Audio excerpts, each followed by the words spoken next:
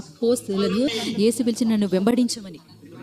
తక్షణమే యోహాను, ఆంద్రియ, నా తండ్రి మాతో ఉన్నాడు, వలలను మేము వేస్తున్నాము, ఆ వలలన్నీ కూడా విరిగిపోయాయి, మేము ఎలా విడిచిపెట్టుకుంటా వృద్ధాప్యముల తండ్రిని, మరి మేము యవ్వనస్తులము, ఎలా రావాలి యేసు, మాకు కొంత సమయం ఇవ్వు, మేము దాన్ని సమాప్తం చేసి వస్తాము.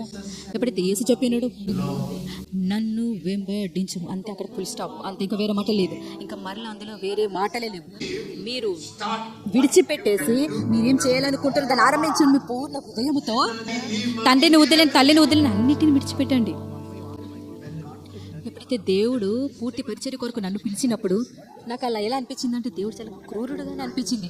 9 మంది బిడ్డలము మేము, వాళ్ళందరూ కూడా తల్లిదండ్రులు వృద్ధాప్యంలోకి వచ్చి ఉన్నారు. మరియు మా అమ్మ ఉపాధ్యాయురాలు, మా నాన్న కూడా ఉపాధ్యాయులు ఇద్దరు.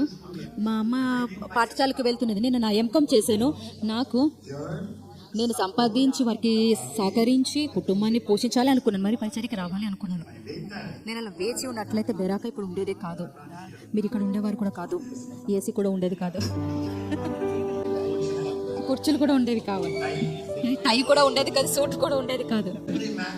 ప్రతి మనిషిని కూడా దేవుడు పిలిచి ఉన్నాడు. వాళ్ళందరూ కూడా సమస్యలు కలిగి ఉన్నారు, వాళ్ళు కూడా బాధ్యతలు కలిగి ఉన్నారు. వాళ్ళు చెప్పాలి, నేను ఇప్పుడే ఆరంభిస్తాను అని చెప్పాలి, నేనేం చేయగలను, నా పూర్ణ హృదయంతో నేను చేస్తాను అని చెప్పాలి. దేవుడు ఎప్పుడైనా మిమ్మల్ని ఏదైనా అడిగినప్పుడు, చాలా ఆసక్తికరమైనది ఏదైనా అడిగినప్పుడు, ఖాళీ నా ఓడను నావను విడిచిపెట్టి పరిచర్యకి